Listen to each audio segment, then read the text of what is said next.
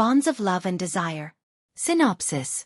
It begins like any cliché soap opera, but Sunny, or Sunanta, a woman with only two choices, opts for the one that would free her and her mother from debts they didn't incur.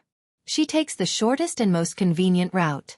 She sacrifices her love to carry a child for the handsome and flirtatious Jettada, whose mother, Mrs. Rujee, desires an heir to triumph over her late husband's relatives.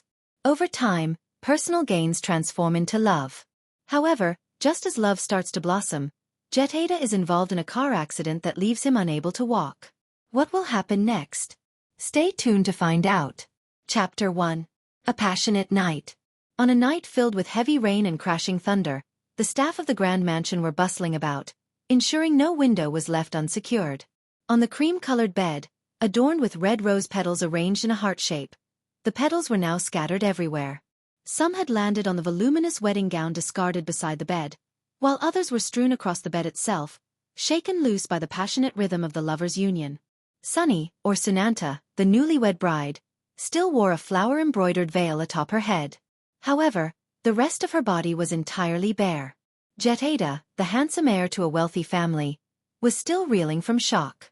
How had the bride, whom he was forced to marry by his elders, turned out to be so skilled in bed? His legs tensed, his toes curling in reaction, while his hands gripped the bedspread tightly, wrinkling the fabric. Jettada stared at the dazzling smile of his stunning bride, who now bore no resemblance to the demure woman she had appeared to be earlier in the evening. How devious she was! If his family ever discovered that she wasn't the pure and innocent woman they had believed her to be, the 5 million baht spent would surely give them a heart attack. What are you thinking about, dear husband? Sunny's voice cut through his thoughts. Contrary to Jettada's assumptions, Sunny was not a wayward woman. Her daring and desire to challenge norms had driven her to take the lead in this situation. She was a poor woman, poor and unlucky. A debt claim had surfaced from an old friend of her late father's, demanding repayment of a 3 million baht loan allegedly signed by her father 7 years ago. Now, with the interest added, the total had ballooned to 5 million baht. Her mother had fainted upon hearing the news, especially since her late father had used their property deed as collateral. If the debt wasn't repaid within a month or two, the house would be seized. It's all right, Mom. We have hands and feet. We can find a new life. Maybe rent a small place in the market. Let them take the house if they must, Sunny had said, hugging her mother tightly while harboring bitter anger, wishing she could bring her father back from the grave just to scold him.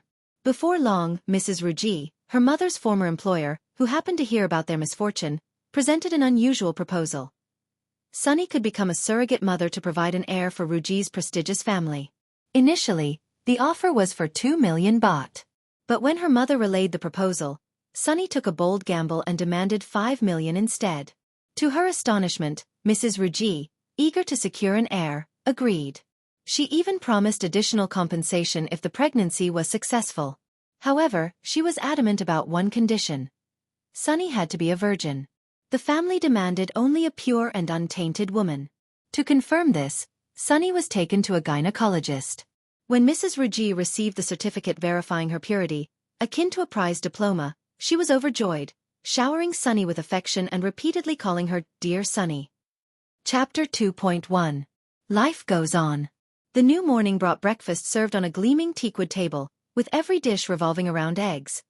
Boiled eggs, soft-boiled eggs, Ovaltine with egg, and egg porridge. The freshly married bride, Sunny, perched hesitantly on her chair, glanced at the menu and felt an overwhelming urge to vomit. Do you normally eat like this every morning, Mrs. Rujee? Oh no, dear. Only on special days like this.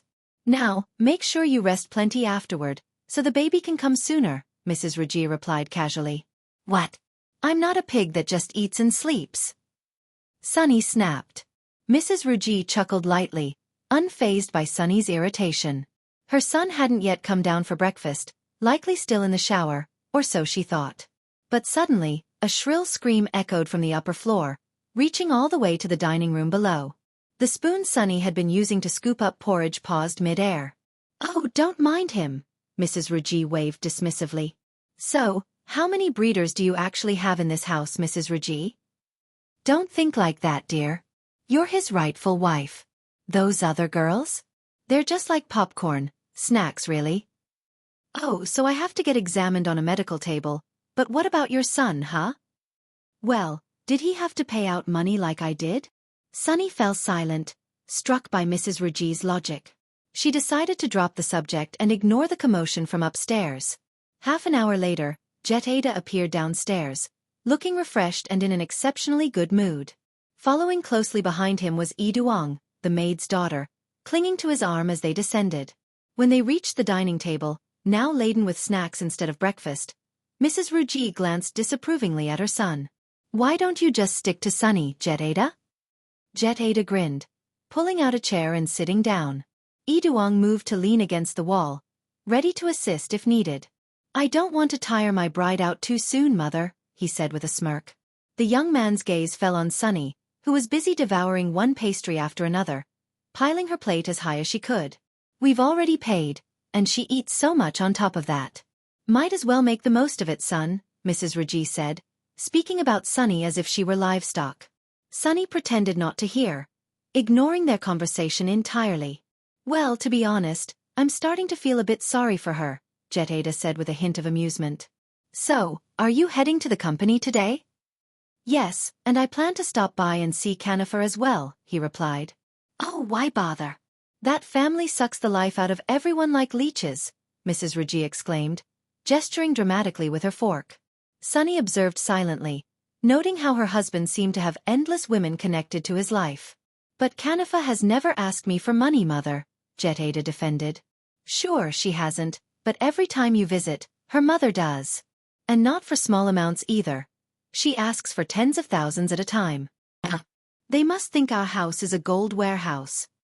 Chapter 2.2. Life moves forward. The young man began eating his warm and delicious breakfast while Sunny, who was avoiding eye contact, continued eating non-stop. Once their conversation ended, she spoke up to request permission.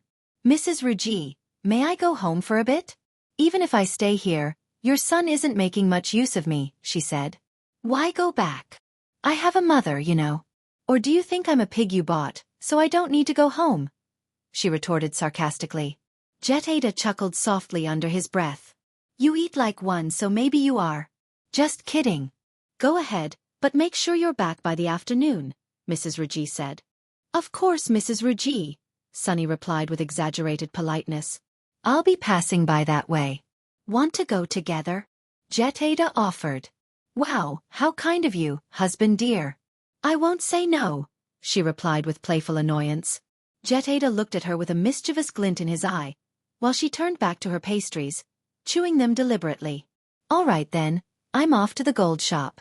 You two handle your own errands," Mrs. Rujee said, rising from her chair contentedly. Duong, the maid, quickly stepped in to pull the chair away for her. "Thank you. Don't forget to bring me some gold, Mrs. Rujee," Sunny teased. "Sure, but only after you've conceived. I'll buy you something extravagant then," the 50-year-old replied seriously. The daughter-in-law pursed her lips in mock annoyance. "If I end up infertile, I guess I'll get nothing," Sunny said with a sly smile. "You might miss out on gold, but I'll have lost 5 million baht," Mrs. Rujee retorted. "Come on, that kind of money is nothing to you," Sunny quipped. Despite their sharp banter, the two seemed to get along surprisingly well. Mrs. Rujee, known for disliking almost every girl Jettada introduced, had scared off many with her piercing gaze. "Buckle your seatbelt," Jettada ordered as they prepared to leave. "It's such a short distance," Sunny replied nonchalantly. "Even if it's just to the end of the street, wear it. Accidents don't pick their timing," he said sternly, a stark contrast to his flirtatious demeanor from the night before. "Fine, it's on now," she replied. "Good." He dropped her off in front of her house, where the villagers watched in awe as Sunny stepped out of the car, radiating the air of a noblewoman. To them, she seemed like a heroine who had saved her family. Once Jettada's car was out of sight, Sunny entered the house to find her mother cleaning banana leaves in preparation for making desserts. "Why aren't you wearing at least one gold bracelet, Sunny?" her mother asked, slapping her bare wrist lightly. "Mrs. Rujee said I'll get gold once I conceive," she replied sarcastically. "Stingy," her mother remarked. "It's her money, Mom. At least she's clearing our debts." "True," Mrs. Fanny nodded in agreement, resuming her task of preparing banana leaves for wrapping desserts. Sunny sat down, pursing her lips. "Did he hurt you, Sunny?" her mother asked, glancing at her. Well, yeah, a bit. Or maybe a lot. Oh, with how you're sitting, it must have been rough. Poor girl, her mother sighed, shaking her head at her daughter's naivety. Suddenly, she remembered something. By the way, your ex-boyfriend, Thep, came by this morning. He wanted to confirm if the rumors were true. Thep, Sunny's former boyfriend, was the hard-working but penniless son of a butcher. Well, Mom, in the end, we had to choose a man with money. Love doesn't solve anything, Sunny said bitterly. If your father hadn't left us with debt before he died, you wouldn't have had to sell yourself to the wealthy, her mother lamented. Is the family treating you well? They treat me fine, Mom. They feed me like I'm a pig, Sunny replied with a smirk, expertly tearing banana leaves into even pieces. They're probably trying to fatten you up since you're so skinny. Exactly, Mom. Soon, I'll probably look just like one. You seem upset. Not at all, Mom. But if I can't conceive, they'll see me as worthless, she said with a long sigh. 5 million baht is no small amount, Sunny. Back in my day, all I got was a tiny gold bracelet, and I had to sell it just a month after I got pregnant with you, her mother reminisced. Sunny shook her head, tired of the sad stories, and decided to change the subject. Are you making stuffed desserts today? Have you squeezed the coconut milk yet? I'll help. Even though she now lived in a wealthy household, Sunny still wanted to help her mother as she always had. By the afternoon, the desserts would be ready for sale. Sunny even planned to take a few back to Mrs. Rujee to try, since despite everything, she rather liked the woman. Chapter 3. A look is all it takes. I didn't know you could make desserts, Mrs. Rujee remarked as she scooped up a piece and took a bite, her face lighting up with delight. Delicious. You should have brought more. I didn't have any money with me, Sunny replied. Oh, come on, you could have borrowed it. You're so stingy. Well then, Mrs. Rujee, why don't you give me 300 baht tomorrow? Sunny teased. Oh, really? How much are these desserts per pack? For you, 50 baht per pack, Sunny replied with a grin. Then I'll charge you 1,000 baht per meal for your food, Mrs. Rujee shot back. Their playful banter made Jettada, who had just returned home, smile. Seeing his mother, who had been lonely for so long, brighten up after Sunny's arrival was a welcome change. Jettada, you're back? I think so, he replied with a smile, walking over to his mother, who gave him a teasing glare. Have you been back long? He asked Sunny. She gave a small shy smile, her cheeks flushing. I just got back as well. Here, try these desserts, son. Sunny brought them for us, Mrs. Rujee said, pulling her son to a chair. Go ahead, eat. I doubt she'd leave lint in the dessert. So, how is it? It's good. The coconut milk is perfect, he replied after a taste. What will you make tomorrow, Sunny? Mrs. Rujee asked. I'm not sure yet, Mrs. Rujee. Whatever it is, bring plenty. I'll give you money for it. Oh, I was just joking, Sunny said, waving her hand dismissively. It's fine. I wouldn't want your mother to lose money. A little won't hurt me, Mrs. Rujee said. Watching his mother and wife interact warmed Jettada's heart. He had just returned from an exhausting meeting, and this scene felt like a balm to his soul. I'm heading upstairs for a bit, he said. Sunny, follow him. Your husband's going upstairs, Mrs. Rujee urged. Sunny hesitated, embarrassed. Just go. Sunny had no choice but to follow him, feeling like a servant from an olden-day household. Once they reached the room, he handed her his suit jacket. But before she could say anything, she was pulled into his strong embrace. Jettada. The warm man transformed into a ravenous beast, capturing her lips in a deep kiss.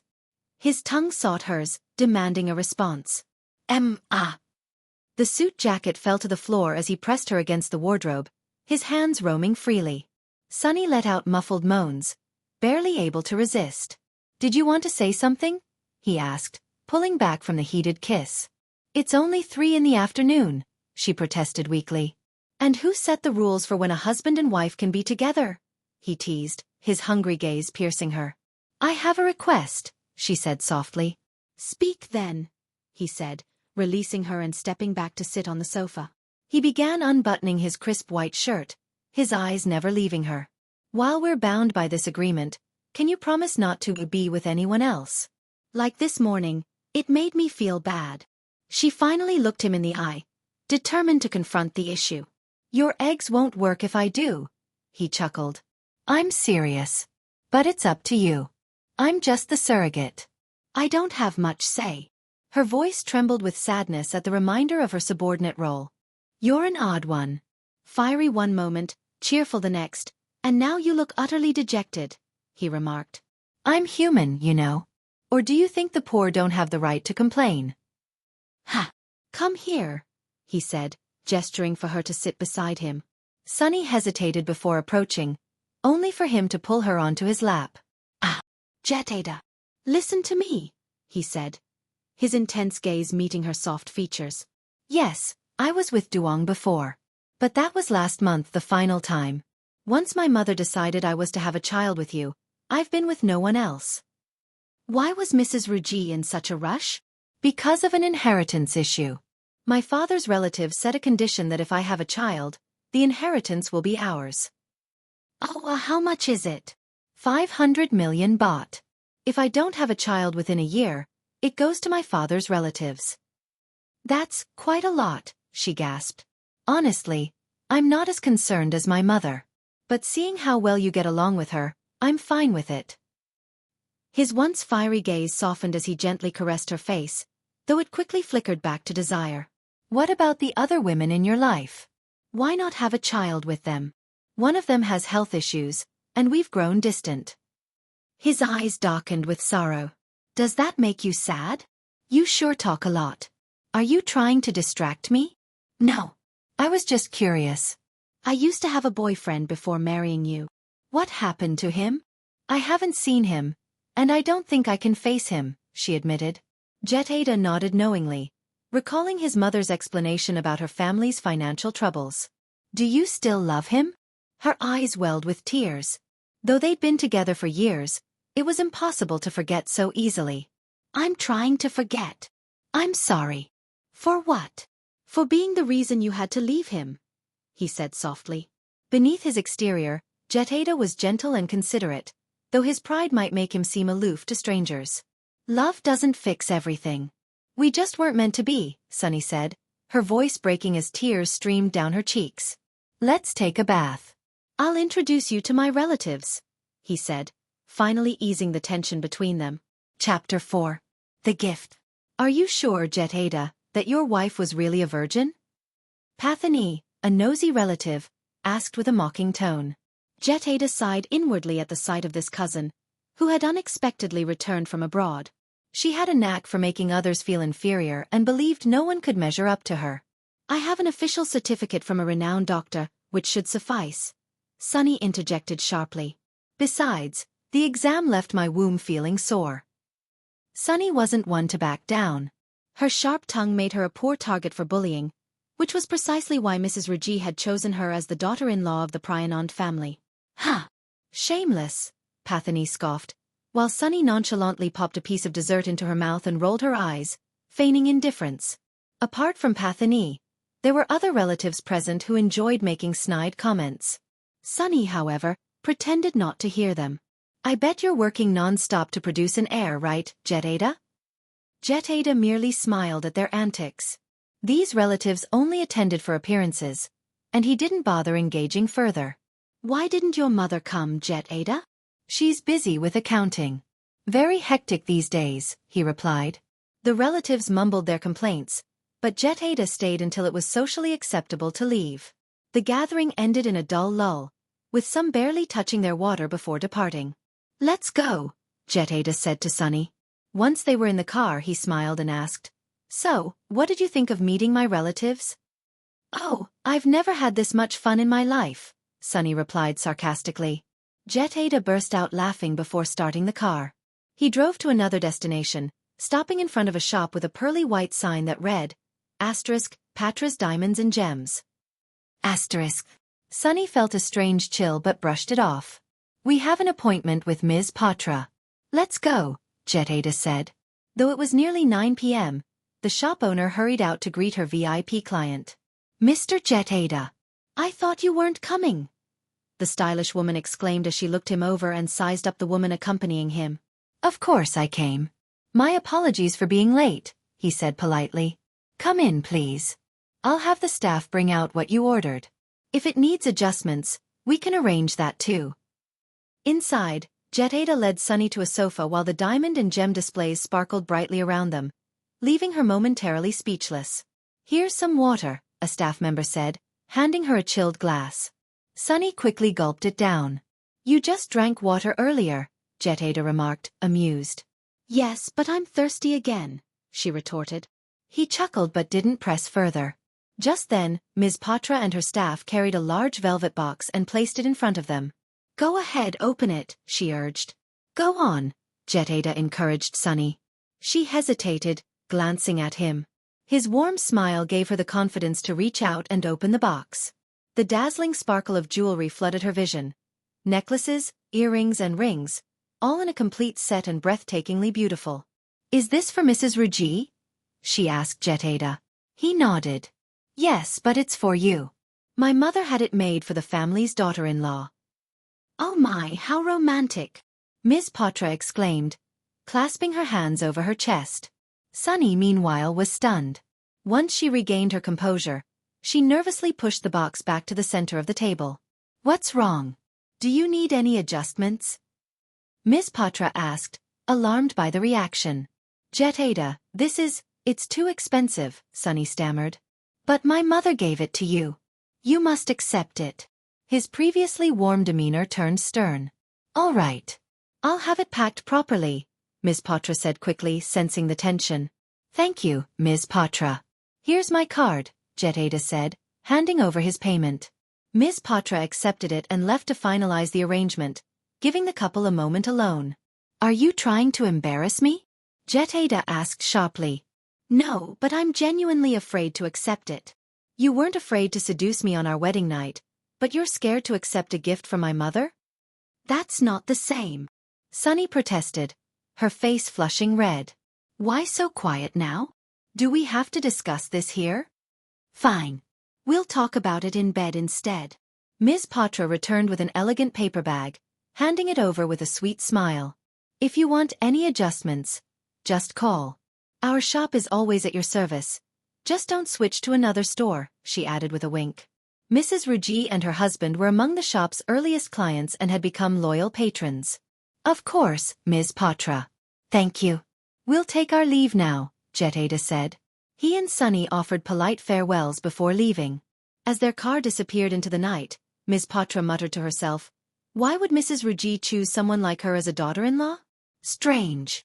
What's strange about it, Ms. Patra? A staff member asked.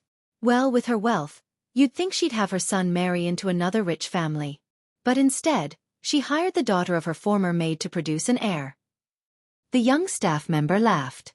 What's so funny? It's like a soap opera, Ms. Patra. Just like one of those evening dramas. The shop owner and her staff burst into laughter, agreeing that Mrs. Rujee's decision was indeed as dramatic as any TV show. Chapter 5. His Lover. Sunny stared at the luxurious velvet box lying open on the bed.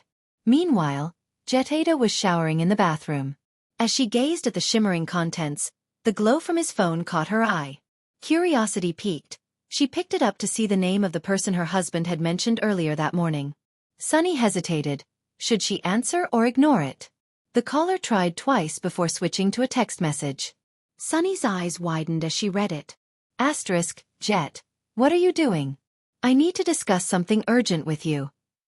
Asterisk. The bathroom door opened abruptly, startling her. She dropped the phone onto the bed in panic. What's going on? Jettada, clad only in a towel, stood there. Sunny, still too shy to look directly at him, replied, You've got a message. He reached for his phone, his expression unreadable, as Sunny quickly walked toward the door. Where are you going? I'm heading downstairs for some air. You can take your call in peace, she replied coolly. Jettada nodded, letting her leave before calling Kanafa back. Jet, why are you only calling me back now? Her voice demanded as soon as he called. I just got out of the shower. But the message shows you read it minutes ago. My wife, he said, his tone neutral as he sank onto the soft mattress. Jet, I'm pregnant. 2 months along, Kanafa blurted out. What? The casual demeanor he had moments ago vanished as he bolted upright. This isn't a joke, is it nah? I always used protection. Who else would I be pregnant with, Jet? Who else? Kanafa shouted so loudly that he had to hold the phone away from his ear. Calm down, nah. We can talk about this rationally. I've been calm, Jet. But if you're so terrified of your mother, I'll just go and get rid of it, she snapped. Jettada sighed heavily. All right, I'll see you tomorrow. But don't make any rash decisions until then. Promise me. Kanafa continued to sob quietly, clearly distraught. Promise me, nah, he insisted. I won't promise anything. My mother and siblings have been yelling at me non-stop because I'm pregnant without being married. This situation was spiraling out of control. I'll come over tonight, okay? Just give me a moment to get dressed, he said. As he headed downstairs, he found his mother waiting by the staircase. She blocked his path with a questioning look. I have to go, Mom. It's important, he said. It's about Kanafa, isn't it? She asked, tilting her head slightly, her hand gripping the banister. Yes, she's pregnant. I need to leave now, he replied before rushing out. Mrs. Rujee stood there, stunned. Pregnant? Could it be true? She turned toward the door and saw Sunny standing there, her expression unreadable. Oh, when did you come in? I passed Jettada on his way out, Sunny replied. Ah. Mrs. Rujee's gaze drifted to Sunny's slender figure, her eyes lingering on the flat stomach. It had only been 2 days since the wedding. How many more days would it take for her to conceive? But if the other woman was pregnant with her grandchild, it might not be so bad. However, such news couldn't be shared with the woman before her. Women, no matter their circumstances, wouldn't take kindly to such revelations. Go to bed. It's late, Mrs. Rujee said. Yes, ma'am. Both women went their separate ways, each lost in their thoughts. Sunny returned upstairs, her mind fixated on Jettada's promise not to be with other women while they were together. The memory of it made her heart ache. Once on the bed, she clung to a pillow and wept silently, her tears soaking the fabric. Grief consumed her swiftly, leaving her longing for her mother's comforting presence. The velvet jewelry box still sat untouched, and Sunny had no desire for its contents. She felt unworthy of such lavish gifts. Let it stay there. Let it remain untouched. She thought bitterly. The glittering jewelry couldn't bring her joy, it only reminded her of her role as a surrogate, with no idea when or if her purpose would be fulfilled. Exhaustion eventually lulled her into a restless sleep. In her dreams, she saw herself pregnant, surrounded by a family celebrating the joyous news. It was a beautiful warm scene that made her smile even in her slumber. Several hours later, Jettada returned. He stood silently, watching Sunny's tear-streaked face as she slept. The sight filled him with a sense of weariness and pity. He understood the struggles of both women, but Kanafa's plight was dire. She had been scolded and slapped by her family, leaving her with no one else to turn to. Kanafa must be Jettada's rightful wife. If not, I'll escalate this issue to the highest level, her mother had declared. I won't let Na suffer humiliation. But please understand, I just got married. Bringing her to my house now would only cause unnecessary stress for someone who has done nothing wrong, Jettada had pleaded. Why care about that woman? The one you should be prioritizing is Kanafa. Your mother wants a grandchild so badly? Take her there. Her words still echoed in his mind as he rubbed his throbbing temples. Jettada lay down beside Sunny, careful not to disturb her. His hand brushed against the jewelry box, still in the same spot, untouched and unclaimed. Chapter 6.1 The Ex-Lover and the Present Man. Sunny! Wait! Thep called out as he saw Sunanta walking briskly by. He quickly put down the butcher knife, washed his hands thoroughly with soap, and tossed his apron to a Burmese worker nearby. Dad, I'll be back in a bit, he said, hurrying after his former love. The woman who had abruptly left him heartbroken for days and months was now avoiding him again. Sunny, where are you running off to? Catching up to her, he saw the sorrow etched deeply on her face. What had happened to her? Thep, people are watching. Go back to selling pork, Sunanta said, dismissing him without stopping. One hand carried a dozen eggs. We're just walking and talking. What's wrong, Sunny? His voice carried a tinge of hurt. They used to be so sweet together. When she didn't reply, Thep reached out and grabbed her wrist, speaking firmly. Let's talk here. Thep, let me go. He was far stronger, and though his hands were clean, the faint smell of pork lingered, a mark of someone who spent his life at the market. Thep gently but insistently led her to an empty shopfront nearby, a quiet spot for private conversation. Sunny, did you really marry a rich guy? Why would you do that? I can't believe, Thep, that the news of my father's debt forcing me to sell myself to repay it hasn't reached your ears, she said bitterly. Why did it have to come to that? You couldn't share your troubles with me? And then you just went and got married. Do you know how much it hurt? Thep's frustration spilled out. If she had told him and he couldn't help, that would be one thing. But she hadn't even tried. Your dad wouldn't have agreed, Sunny muttered, lips pressed tight. I get it now. That's the kind of person you are, he said angrily. What kind of person am I, Thep? And why are you looking at me like that? Both of them were already burdened by problems at home, and now their tempers flared even higher. The kind of person who always thinks everyone else is in the wrong, while believing you're always right, he snapped. Thep. It's true, isn't it? Fine, Thep. It's good then, isn't it?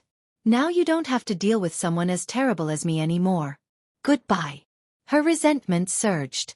The whisper she had overheard from the household staff about Jettada and Mrs. Rujee planning to bring another woman into the house only deepened her sense of worthlessness. Sunny, listen to me for once. Rich people belong with rich people. We belong together. Stop aiming so high. Thep called after her. Sunny stopped and turned back, her voice cutting. Then find me 5 million baht, Thep. Only then will I be free. Go on, find it. The butcher's son stared at her, his face clouded with sadness. Sunny turned away again, walking quickly. The hand carrying the eggs shook uncontrollably, betraying the storm within her. Chapter 6.2. The ex-lover and the present man. Where have you been? Did the hens just lay their eggs? Mrs. Fanny teased when Sunny returned home. But upon seeing her daughter's sour expression, she seemed to understand immediately. You argued with Thep, didn't you? Sunny put away the eggs and admitted, Yes, Mom. What a nightmare. Why? He called me greedy. Where did I ever act greedy? She sat down near her mother, who was preparing bua loy with sweet eggs as today's dessert. Her mother's sweets were the talk of the market. Well, he's not wrong. You are greedy for money, her mother replied plainly. What? Mom. Let me finish. If he had money for you to be greedy over, you wouldn't have ended up as a surrogate for Mrs. Rujee's family, would you? The more her mother spoke, the more it stung. Sunny had never minded being called a surrogate before, but recently, every time Jettada touched her, she couldn't help but think he was just trying to get her pregnant as quickly as possible. Mom. What? Mrs. Rujee is bringing another woman in to be a surrogate too. I overheard the maids talking about it, she confessed, deciding to tell her mother. Well, good. Then you can come home sooner, her mother replied. But, or are you starting to fall for Jettada? Seeing her daughter's squirming demeanor, Mrs. Fanny raised an eyebrow knowingly. Well, maybe a little, Mom. But it's not love, Sunny admitted hesitantly. Her mother finished rolling the dough and stood to wash her hands, but her words lingered. Don't fall in love. Has love ever done us any good? Never. It only brings disaster. The final statement, a clear reference to her own life, struck a chord with Sunny, who nodded in agreement. All right, Mom. From now on, I'll stick to my role and nothing else. Good. If you can do that, you'll save yourself a lot of heartache. Sunny nodded earnestly, but tears welled up in her eyes. Her mother noticed and shook her head. Oh, come on now. It just hurts, Mom, Sunny said, sobbing. All right. Cry it out. Then go buy some sugar. I just remembered we're out, her mother said casually. Mom, no way. I'm not going out again. What if I run into Thep? She protested, her frustration flaring again. You won't. The shop is only 2 houses away. Sunny spent the entire day at her mother's house, refusing to return to the Pryanand household despite her mother's attempts to send her back. What are you waiting for? Do you want him to come beg you? No. He wouldn't even notice if I disappeared for a day or two, Sunny replied, angrily shoveling rice into her mouth. Her mother sighed, arms akimbo, but then froze as she saw Jettada standing at the door. "Sunny," Mrs. Finney called softly. "What, Mom?" "I'm eating," Sunny replied without looking up. "Are you going back after you're done eating?" asked a familiar voice. Sunny spun around to find Jettada standing there, his eyes locked on her. She turned back to her mother, panicked. "Why didn't you tell me he was here?" "Have some dessert first, Mr. Jet," her mother said, smiling nervously as she tried to ease the tension. Jettada smiled politely and knelt near the stubborn woman who had made him come all this way. "Why haven't you come back yet? It's getting late. Did you know my mother is worried about you?" Sunny ignored him until he moved closer and pinched her side, making her yelp. "Hey! That hurts. Then answer me. Don't ignore me." "Fine." She put down her spoon and swallowed quickly. "I asked you not to get involved with other women while we're tied by this agreement. But now you and your mother are bringing someone else into the house. You broke your promise." She stared at him, her gaze filled with accusation. Jettada sighed, his voice low and tired. "I didn't break my promise. But Kanifa is pregnant. I have to take responsibility." His words hit her like a truck. Not only was there another woman, but that woman had already succeeded in giving him a child. Tears welled up in her eyes. "Your mother must be thrilled." "And me, Her hands trembled as Mrs. Finney brought over a plate of dessert, looking puzzled. "What's going on, Sunny?" "We just had a little disagreement, Mom," Jettada said quickly. Mrs. Finney nodded. "All right, I'll leave you two alone. I have dishes to wash." Love was a delicate matter. Even without love, it was still a personal affair between the two of them. "Yes, my mother is happy. I admit that. But listen to me, Sunny. Kanifa has a heart condition. The doctors might have to terminate the pregnancy," he explained, surprised at how much he cared about her understanding. Sunny looked at him, her lips moving as if to speak but saying nothing. "I promise you, there's nothing more between me and her," he added earnestly. "Have you stopped loving her?" she asked, incredulous at how easily men could stop loving someone. "I never loved her. I just care for her and feel sorry for her." "Is that enough for you?" he asked, his brows furrowing at her continued hesitation. "I'll have to watch you take care of her, won't I?" "Does that mean you're jealous?" he teased, a smirk spreading across his face. Sunny's cheeks flushed bright red. "Just leave." "Go," she said, standing abruptly, trying to end the conversation. But he grabbed her arm, refusing to let her go. "Not so fast. Answer me first," he said, pressing her for a confession. "Answer what? Are you jealous or not?" "Why would I be jealous? I'm just doing my job," she snapped. "Where's that bold woman from our wedding night?" "I wish she'd come back," he teased. "Idiot." Their playful banter lightened the mood, and Mrs. Finney, secretly eavesdropping, sighed in relief. She smiled to herself, feeling reassured as she returned to her chores. Chapter 7.1. A dreamlike reality.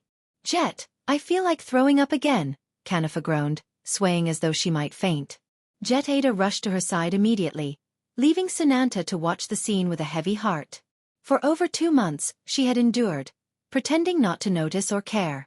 But it seemed her silence only emboldened the other woman. What hurt the most was how Mrs. Rujee lavished Kanifa with care and concern, more so than anyone else.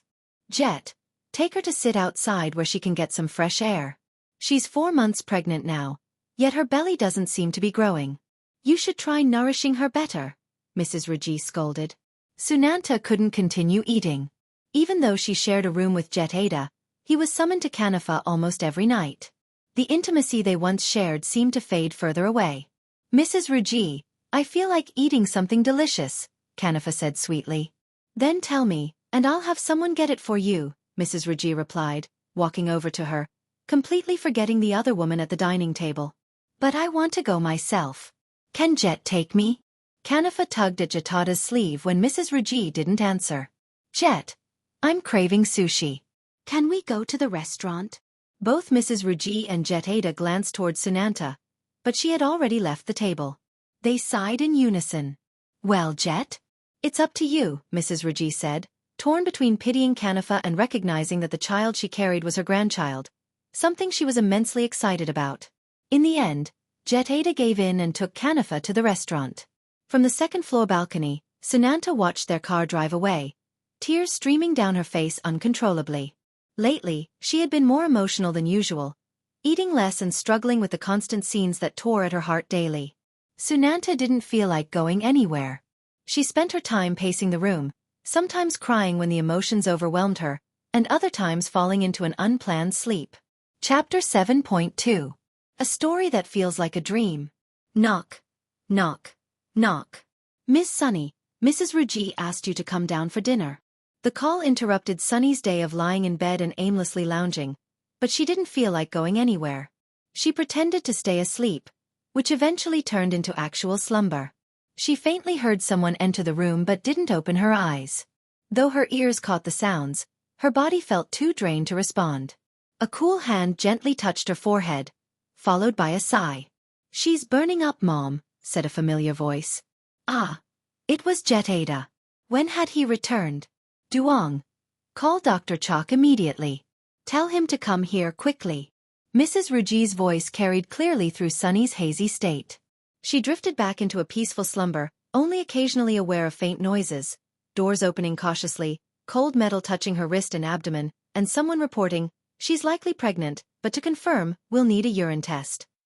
"What? Really? Doctor? Oh, truly."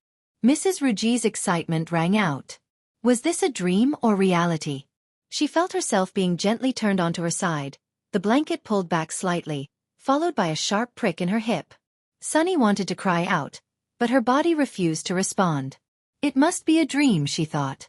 The noise faded, replaced by the soothing sensation of a cool cloth wiping her face and body. She wanted to peek and see who was so tenderly caring for her, but the comfort lulled her back into the deep ocean of sleep. When she finally woke up, it was like a fairy tale, except instead of a prince's kiss, she felt an overwhelming dryness from having skipped brushing her teeth or bathing for days. "Sunny." Jettada's eyes sparkled with joy as he gazed at her. Sunny blinked, confused. Not a prince after all? Did that mean everything she sensed was real?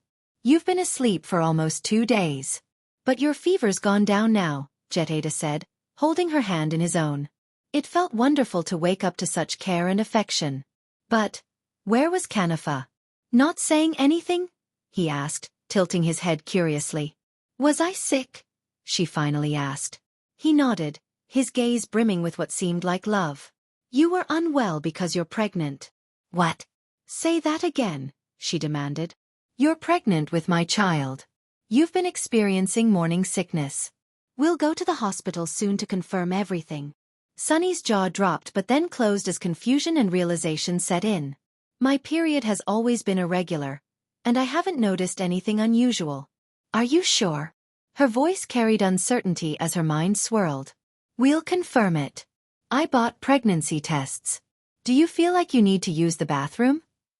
The suggestion made her realize that, after nearly 2 days of sleep, she did indeed need to go. "Yes, I do." "Great, hold on."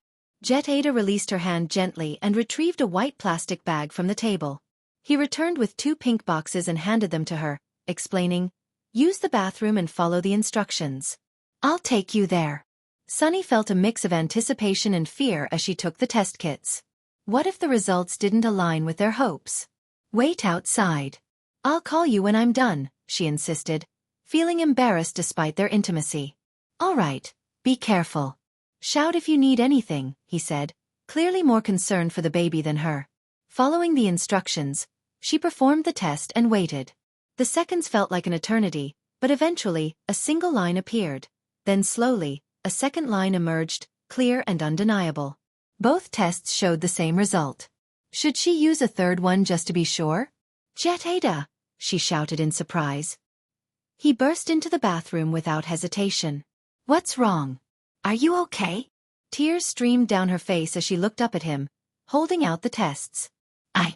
I'm really pregnant," she stammered. Instead of examining the tests, he wiped her tears gently and said with a soft smile, "Come on, let's get you back to bed."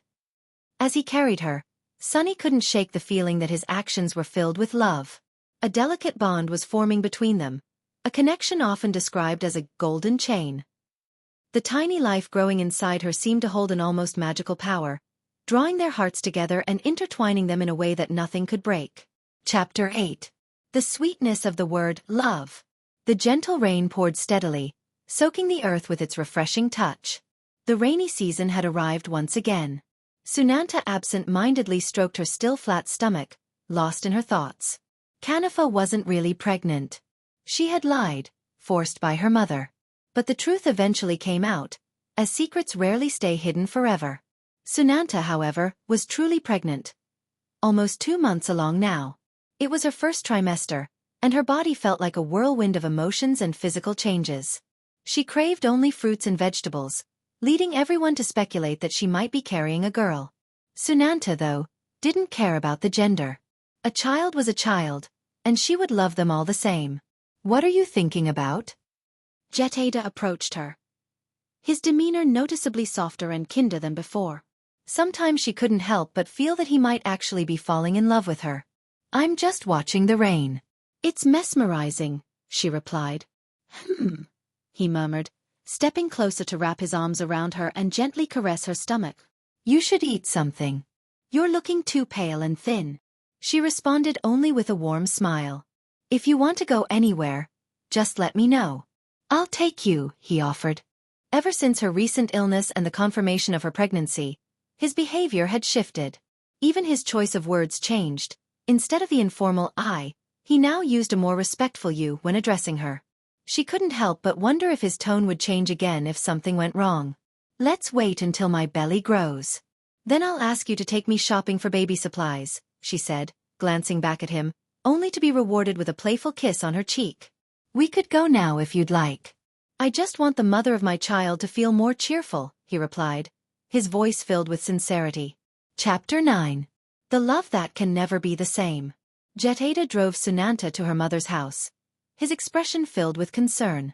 As they arrived, he couldn't help but remind her again. "Please keep an eye on Sunny for me, just in case she decides to go anywhere on her own," he said to Mrs. Finney. The older woman chuckled warmly at her son-in-law's overly cautious demeanor, while Sunanta blushed, feeling both shy and embarrassed that he treated her like a child. "I'm here to see my mom, not to go rob anyone," she teased. "Well, I'll head to work now. I'll come to pick you up as soon as I'm done," Jettada replied. "All right, don't worry," Mrs. Finney said with a bright smile. Once Jettada had left, Sunanta began helping her mother make desserts. Though her mother initially protested, she relented when her daughter insisted on handling only the lighter tasks. "Nay Finney, is Sunny here?" Thep's voice suddenly called from the door. Both mother and daughter turned to look at him. He smiled as though he had been longing to see her, prompting Mrs. Finney to extend a polite welcome. "Come on in, Thep. Sunny just got here." Thep carried a bag containing something with a strong smell, which made Sunanta turn away in discomfort. Her mother quickly took it to the kitchen. "Are you feeling unwell?" Thep asked with concern. She nodded slightly. "Yeah." "Have you taken any medicine?" His eyes, filled with longing, didn't waver as they met hers. For a fleeting moment, Sunanta felt a pang of sorrow. "I'm fine, really. I'm sorry for what I said the other day," he said, genuinely apologetic. "What did you say, Thep?"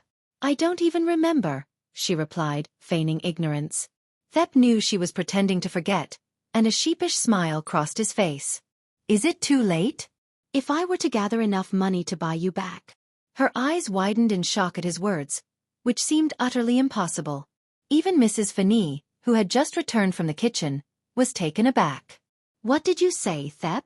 "I have some valuable land and savings I've collected my entire life," he explained, tears brimming in his eyes.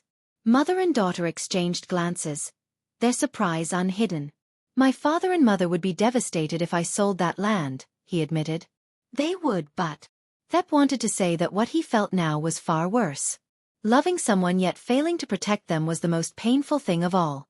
"Thep," Sunanta's voice trembled. "It's too late." "But, thank you so much." "How is it too late, Sunny?" "I don't care if you've been with him already," he said, his voice breaking. Mrs. Finney retreated to the kitchen, quietly sobbing over the suffering her late husband had unwittingly caused their daughter.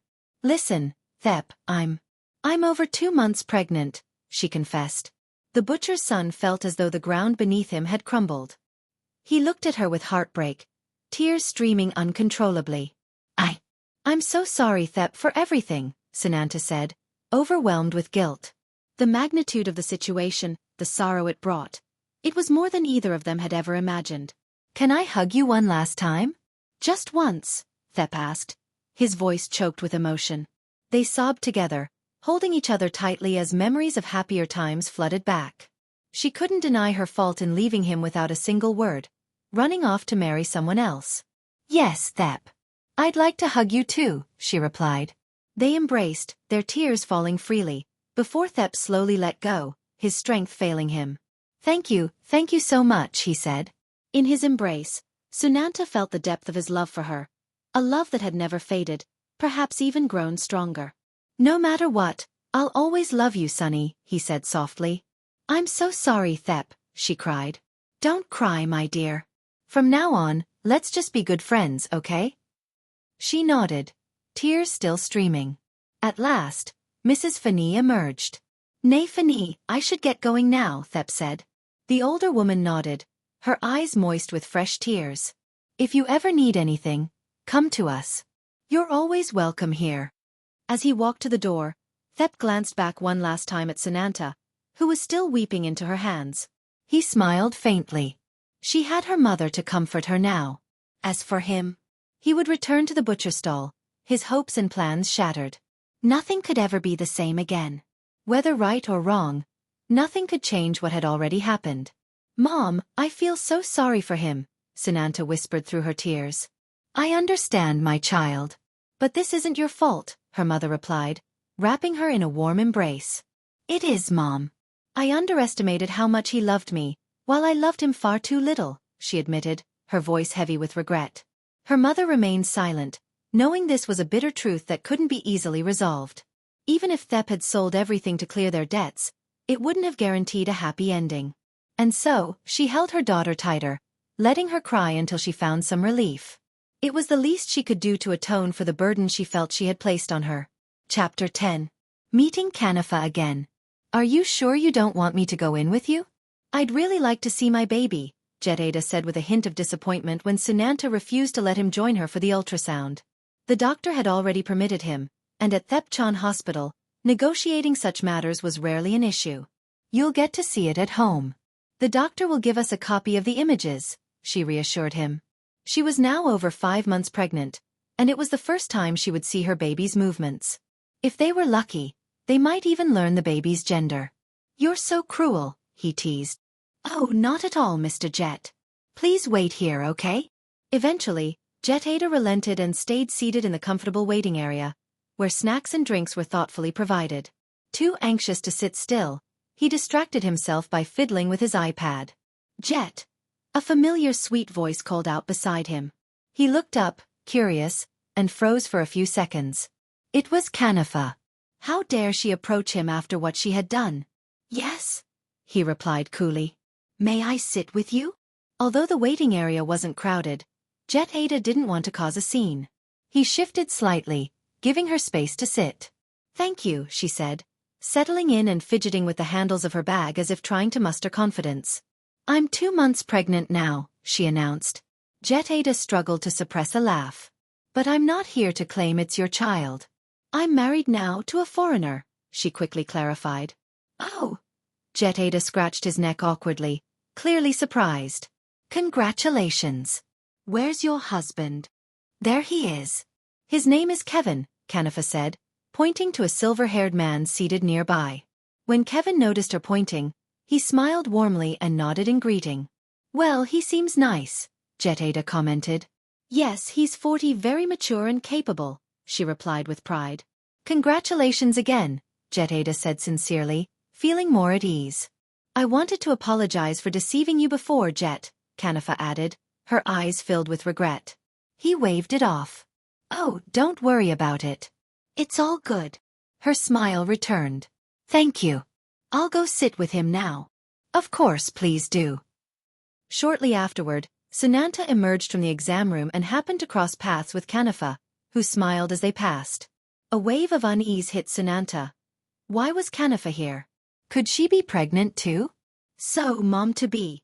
Did the doctor reveal the gender? Jettada asked excitedly as he helped her to a soft, light-colored chair. Sorry to disappoint, but It's not a boy, Sunanta said with a teasing tone. Ha! Who said I wanted a boy? He laughed. Your mother might be disappointed, she replied.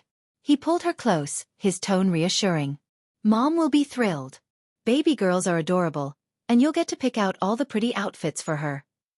That was Kanifa just now, wasn't it? Sunanta asked hesitantly. Yes, it was. She's here for a prenatal checkup. Oh. There, that's her husband, Jettada said, pointing to Kevin. He was willing to do anything to ease her worries, no matter how small.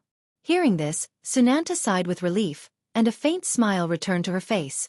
A good sign for a couple planning to spend their lives together. Mom, I'm sorry it's not a boy, Sunanta said apologetically the moment they returned home. She went straight to Mrs. Rujee to deliver the news from the ultrasound. Sensitive and prone to overthinking, she had convinced herself it might be a disappointment. So what if it's a girl? She's still my grandchild, isn't she? Right, Jet. Absolutely, Jettada replied immediately. Well then, get back to work. I'll take care of things here, Mrs. Rujee said firmly. Jettada, who had never slacked off in his corporate duties, had been spending more time at home to care for Sunanta during her difficult pregnancy. Trust me. Stop shadowing her like this, his mother added. Sunanta smiled. This was what they called the love of the life growing within her. She took her husband's hand and spoke softly. I'd like some space from you too. Please, go back to work, she encouraged. Are you sure? Of course. I'll be looking at baby outfits on my phone in the meantime. Her smile made him feel at ease. All right, I'll go and come back quickly.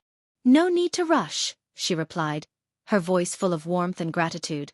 Now I know you truly love this baby, she said, her eyes glistening with emotion.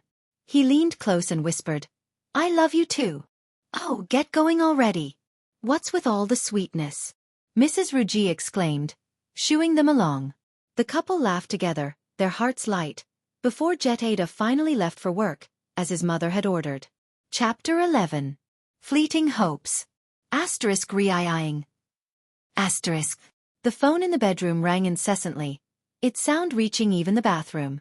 Sunanta stopped lathering herself with soap and quickly turned on the shower to rinse off. Wrapping herself in a towel, she rushed to answer. Hello, this is Sunanta speaking, she said while pulling her hair tie loose. Then she froze. What did you say? Shock coursed through her. Jettada, who had left less than half an hour ago, had been in a severe accident involving a truck. His condition was critical. No, this can't be. Instinctively, her hand moved to her stomach, and a sharp pain flared up as the sudden stress overwhelmed her. She heard hurried footsteps approaching her room. It was Mrs. Rujee and one of the maids. Sunanta tried to speak, but her mother-in-law wrapped her in a tight embrace. Mom, You don't have to say it. I already know, Mrs. Rujee whispered, her own heart aching but determined to stay composed for her daughter-in-law. I need to go to him, Sunanta pleaded. Shoo. A maid handed Mrs. Rujee a cup of warm water, which she offered to Sunanta. Drink this, dear, she urged. Slowly, Sunanta's racing heart began to calm. The maids gently helped her lie down on the bed, changing her into her nightgown as tears continued to stream down her face. Please, let him be safe. Please, let Jettada be safe, she murmured over and over until she eventually drifted off to sleep. She's asleep now, ma'am, the maid reported. Good. Stay with her tonight.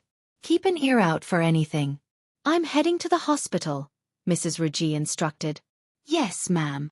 Taking one last look at her sleeping daughter-in-law, Mrs. Rujee sighed deeply and left the room. A scream pierced the night. Ah! Sunanta sat bolt upright, her nightmare jolting her awake. Knock, the maid, rushed in with smelling salts. Miss Sunny, it's okay. You're okay, Knock reassured her. How's Jet? Tell me. Knock hesitated. Earlier, while she had been downstairs, she overheard the devastating news. Her young master had been left paralyzed from the waist down. Tell me. He's safe now, came a firm voice. Mrs. Rujee entered the room, her expression composed but her tone heavy. Sunanta scrambled toward her. Be careful with your stomach, her mother-in-law reminded her gently. Mom, is Jet really safe? Yes, he is. Now sit down first. I need to see him. I shouldn't have sent him to work, she cried, her tears flowing freely. It was hard for Mrs. Rujee to admit that she had been the one to insist her son return to work. Wait until tomorrow. He wouldn't be able to see you right now anyway, she reasoned. But you said he's safe. He is, but he's unconscious.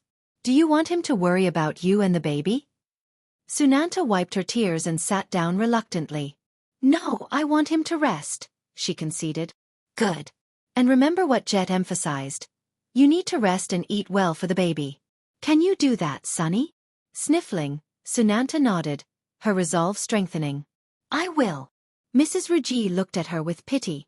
Their family had been on the cusp of happiness, only for this tragedy to strike.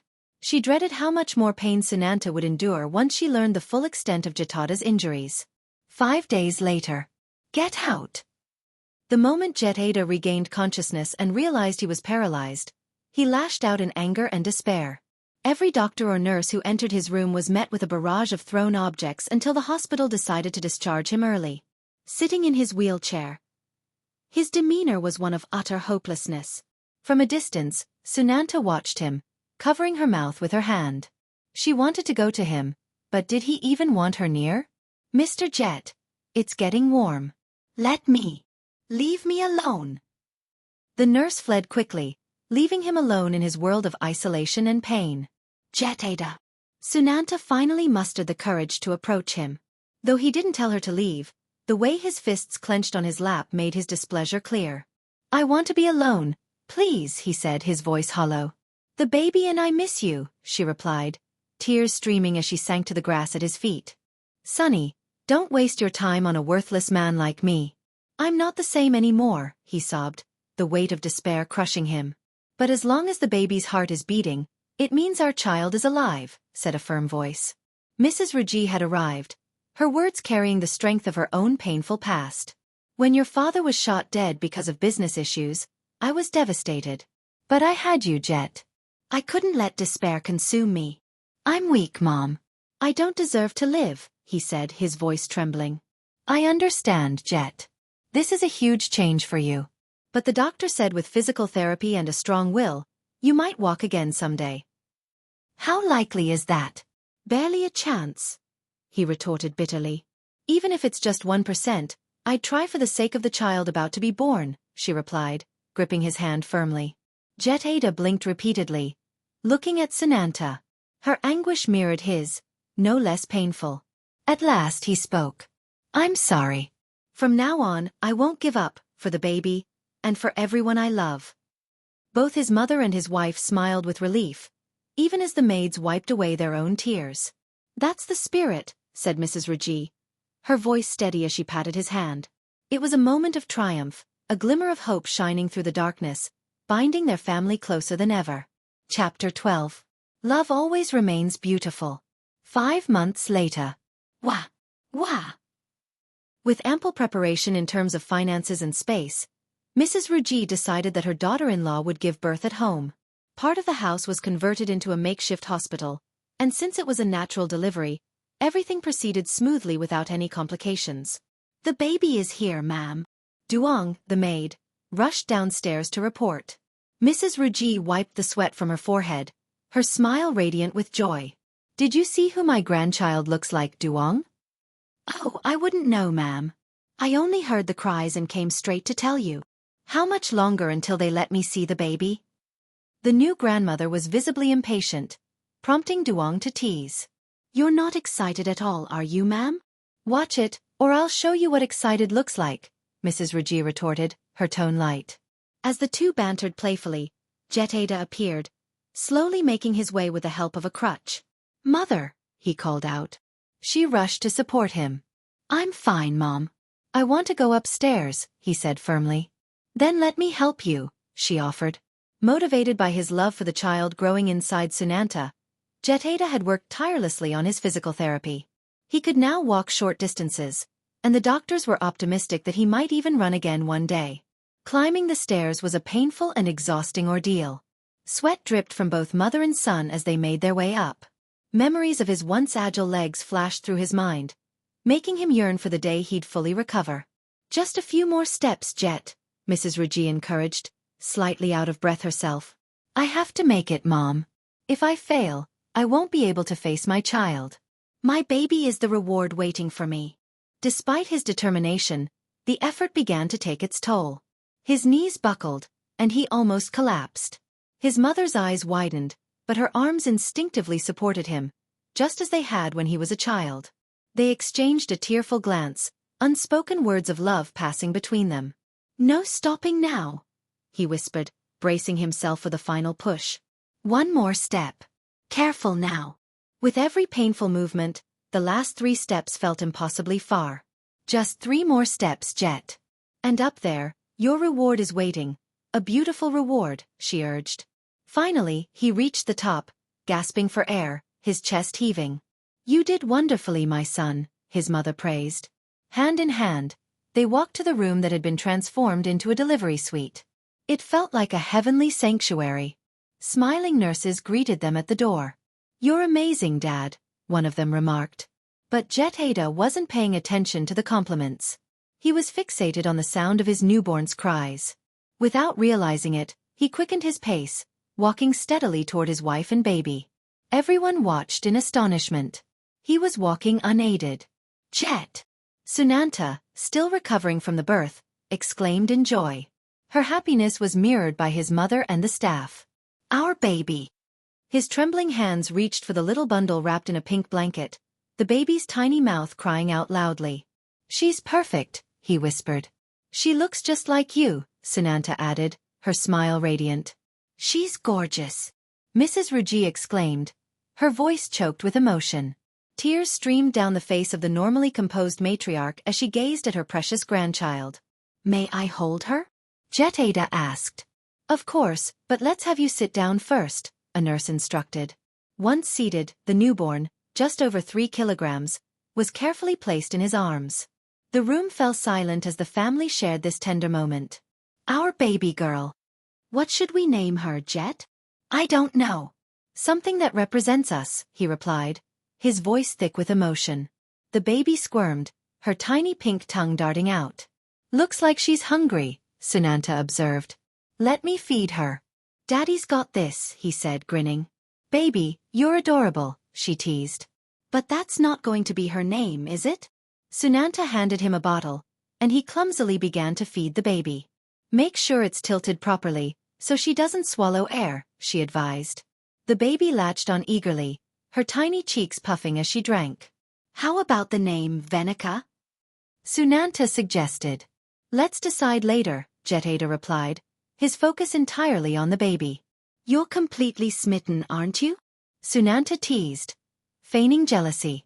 Jettada turned to her with a gaze full of love.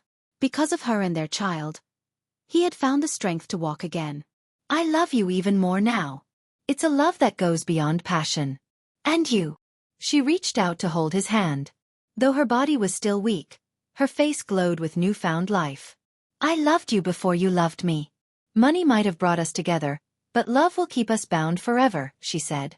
Their eyes met in understanding as they turned to look at the precious baby in their arms, the bond that would tie their hearts together for eternity. Subscribe now for more interesting stories.